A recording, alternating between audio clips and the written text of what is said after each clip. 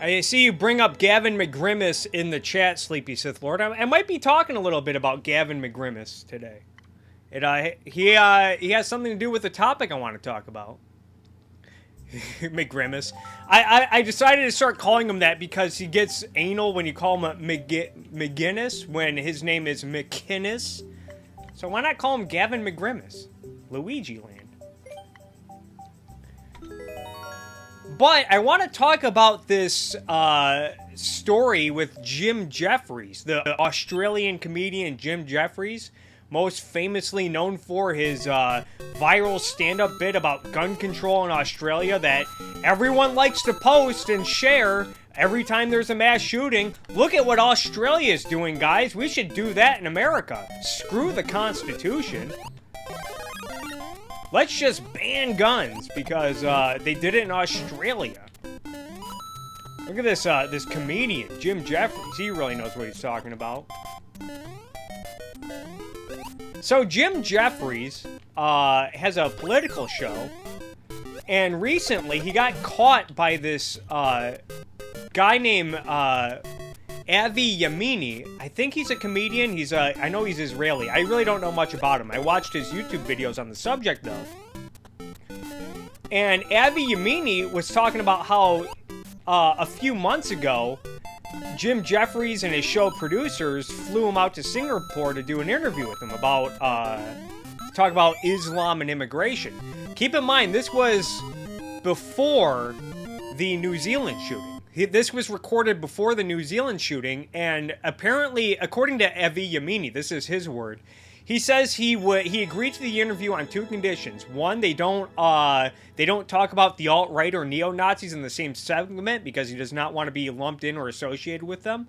And don't take answers to some questions and apply them to other questions, which is actually common practice amongst these progressive comedians, which I'll get to in a second. And so Avi Yemini, he recorded his interview. He did his own recording with Jim Jeffries, and he showed that. And so what happened was Jim Jeffries aired the interview. It was all chopped up and whatnot, and of course, he took Avi Yemini out of context. He did everything, Jim Jeffries did everything that Avi Yemini told him not to do. He associated him with white supremacists, and he took a lot of his answers out of context and applied them to different questions.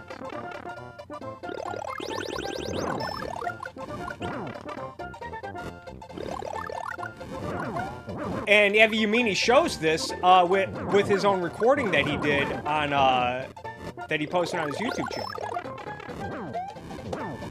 Boom, shortcuts.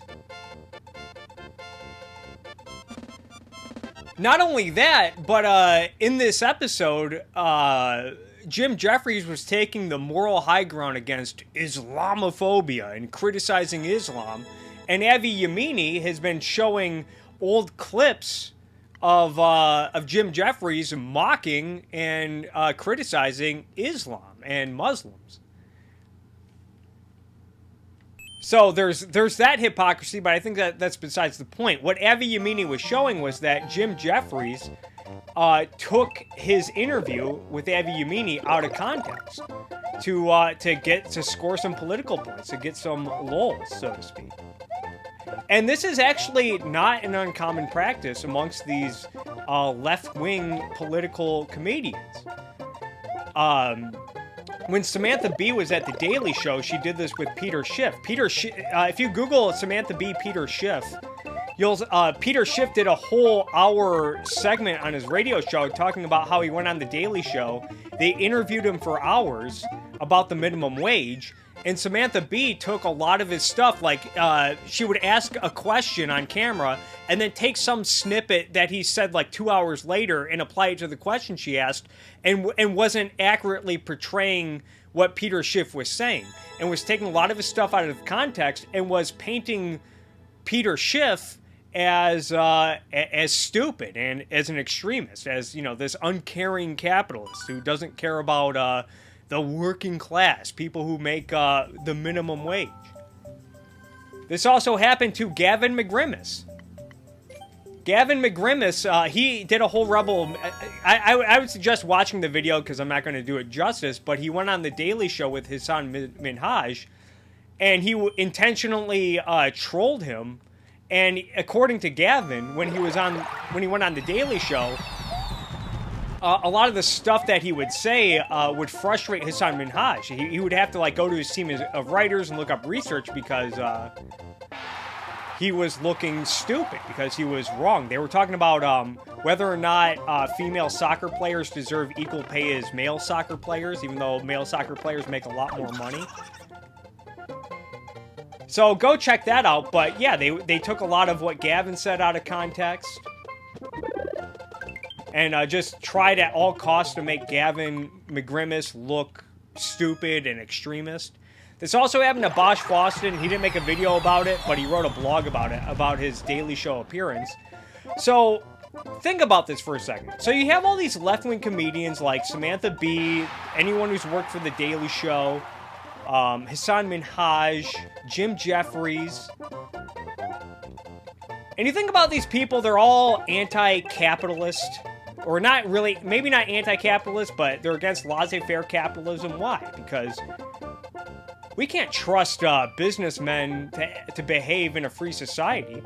If we do that, everyone will be Mr. Burns, people will act unscrupulously, people will be unethical, businesses and corporations, they'll cut corners, they'll cheat their customers, they'll cheat their workers, they can't be trusted.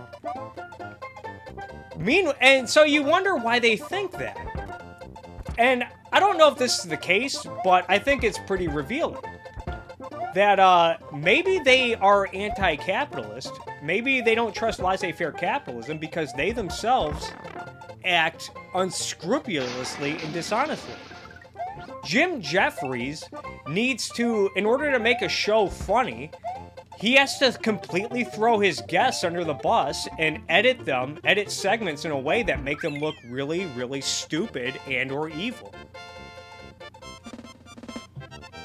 Same with Samantha Bee and her segment with Peter Schiff.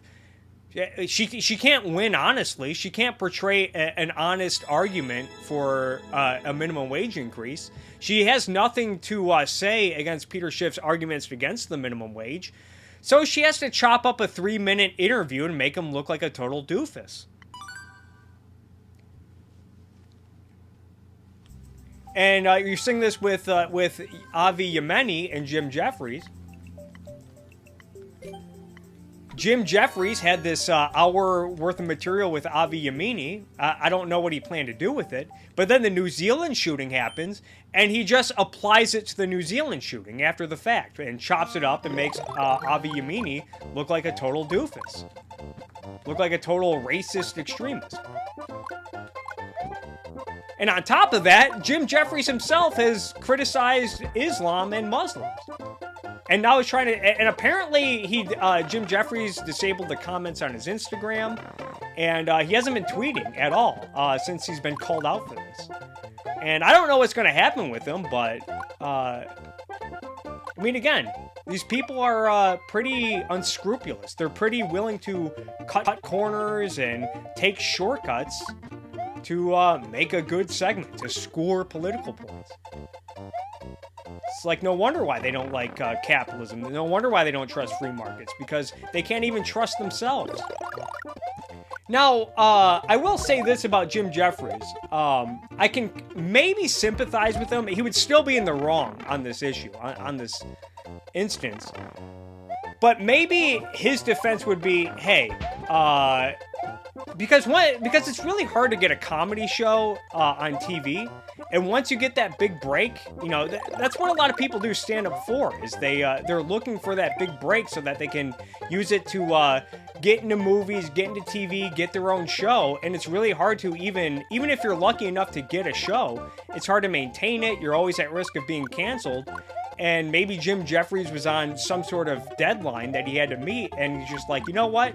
We have this interview. Let's just run with it. And No one will probably notice, but someone noticed, and it was the guest, and people aren't taking it. It's amazing that these people still think they can get away with being unethical like this. I remember this happened to Alex Epstein a couple years ago. Crap. Alex Epstein went and did an interview, and Alex Epstein, according to him, he records all of his interviews on tape wherever he goes. And he did an interview with some magazine, and they took a lot of his interview out of context. So Alex Epstein tweeted the article and says, "Hey, I have the full recording on my SoundCloud right here, so go judge for yourself." But yeah, it's really hard to get and maintain a show, but even then it's like, what are you doing? Who would be proud of that? In order to make a segment to score political points, you have to lie to your... Not only throw your guests under the bus, but what does that say about Jim Jeffries and The Daily Show's audience? That, what do they think about their audience? Like, oh, they'll just buy any lies we'll tell them? But hey, to them, the only way to get ahead is by cheating and stealing and acting unscrupulously, so I guess anything goes. It's also telling of Jim Jeffries, like he climbs the ladder of edginess by, doing edgy comedy, being as brave to make fun of Islam and whatnot, and religion in general.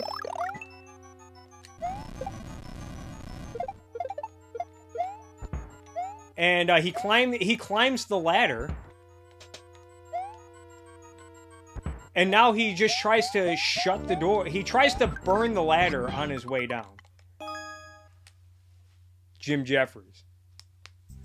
He says, "All right, I got to the top by being edgy and being not politically correct, but now that I'm here, now I'm perceived as this liberal comedian that because I got my big moment came when mocking gun nuts in America. Now I'm just gonna pander to a left-wing audience and throw and embrace political correctness and burn the ladder behind me. Sorry, Avi Yemini. It was cool when I was mocking Islam, but you? Whoa, that's crossing the line. You're like the alt-right. Absolutely ridiculous."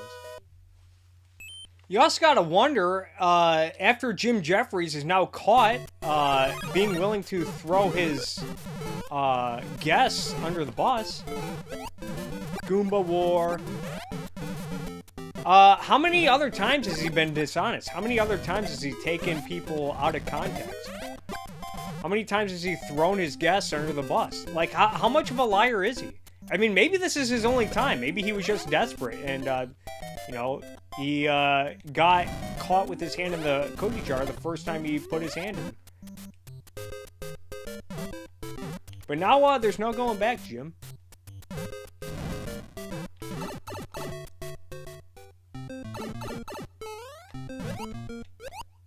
Oh, come on.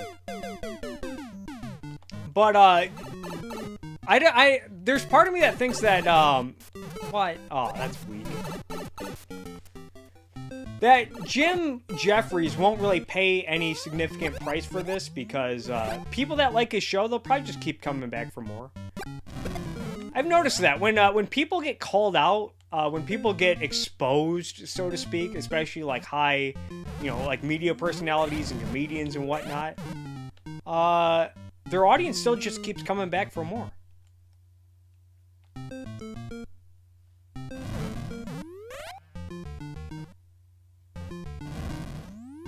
I mean, look at Steven Crowder. He's been called out by that YouTuber Potholer54, who likes to he talks a lot about climate change. Potholer54.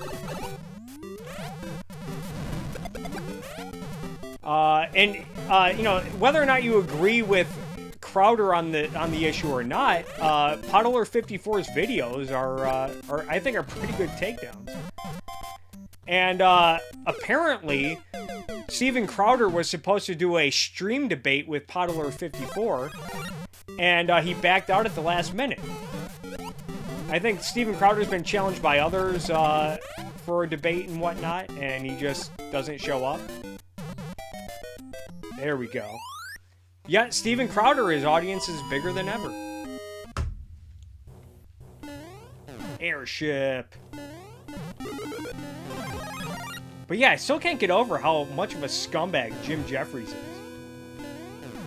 Doesn't surprise me, but it's disappointing. Even if I disagree with the comedian's political leanings, I usually try to respect them as a comedian at least. Like, okay, they're just trying to make funnies and they're just doing it from their point of view, even if I disagree with them. Because a lot of times, you know, with political comedians, even if their politics suck, they can be funny in other ways. You know, you don't have to be woke to be funny. And I can't remember the bits, but there have been times where I've laughed at Jim Jeffries. I think he's a talented comedian. It's unfortunate that he's stooped to such levels of throwing his guests under the bus and trying to score cheap political points by taking people out of context. I just can't imagine being cool with taking someone like Avi Yemini or Peter Schiff out of context. Like, do these people have no shame? Or, I don't know. It's like when I meet people and they brag about how they like have devices where they can watch TV and movies for free. Like this Kodi app that you can get. I think you can get it if you jailbreak a Roku or an Apple TV or whatever. And you can watch movies that are in the theater. And I know a lot of people, I've met a lot of people who brag about this. Like, oh, I can get anything for free, and they happily use it. They brag about it. Like, they're in on this big secret. It's like, really? You're gonna... You know, does that make you feel good, just stealing other people's art and entertainment? Like, don't you feel better when you pay for things? Yourself?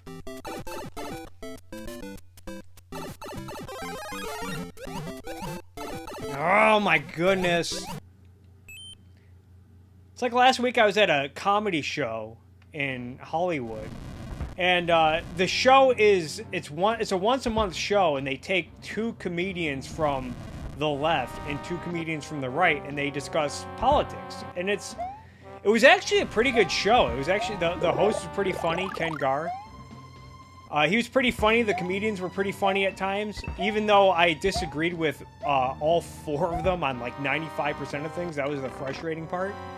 But I remember at one point, because they were talking about the college bribery scandal, the Lori Loughlin thing, where they bribed their daughters into USC with $500,000.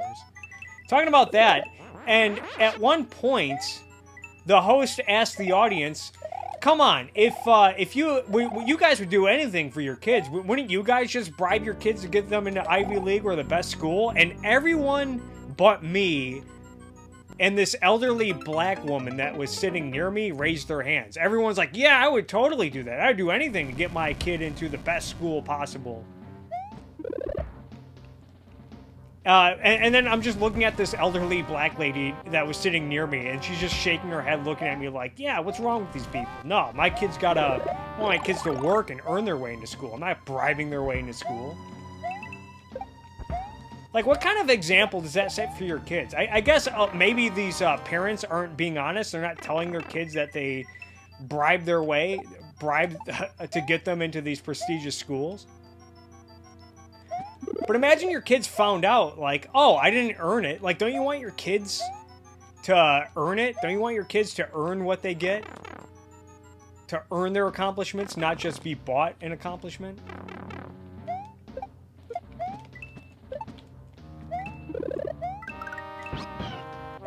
Missed my Yoshi.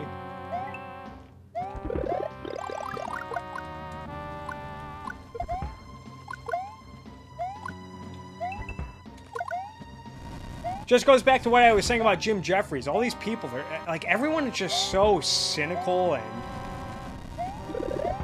they think the only way to get ahead is by lying, cheating, and stealing, and then they think it's okay. Like, "Oh, I'd do anything for my kids." Like, oh, yeah, that's really good for your kids. Just, really good for their self-esteem. Hey, yeah, you got into to Harvard, but it was because we gave the university a $20 million donation. Why do I need all these bonus sound effects when I die? Do you hear this? It's annoying. Who created this level? Yeah, thanks. You just wasted my time. I gotta wait 15 seconds to die to hear some goofy sound effects. LOL.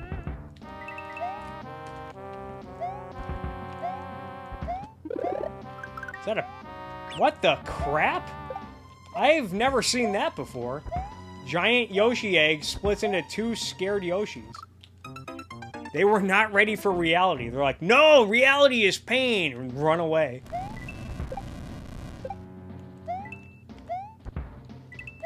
Existentialist Yoshi.